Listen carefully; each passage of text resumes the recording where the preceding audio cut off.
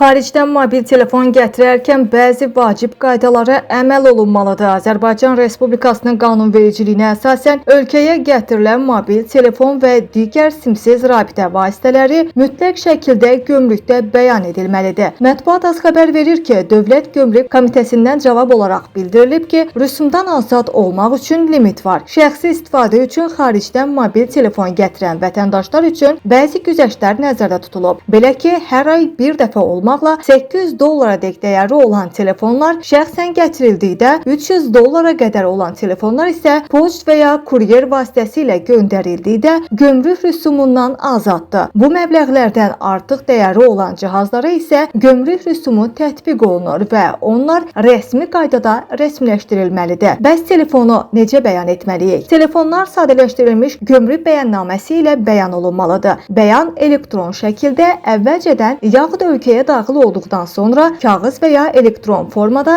təqdim oluna bilər. Hətta poçt və ya kuryerlə göndərilən telefonlar da bu qaydadan kənarda deyil. Qeyd eləyək ki, telefon gömrükdə bəyan edilməzsə, vətəndaşı ciddi sanksiyalar gözləyir. Məlumata görə dəyəri 50.000 manatdan azdırsa, cihaz müsadirə edilə bilər və ya 40-60% arası cərimə tətbiq oluna bilər. Dəyəri 50.000 manatdan çoxdursa, bu zaman məsələ cinayət məsuliyyəti ilə nəticələnə bilər.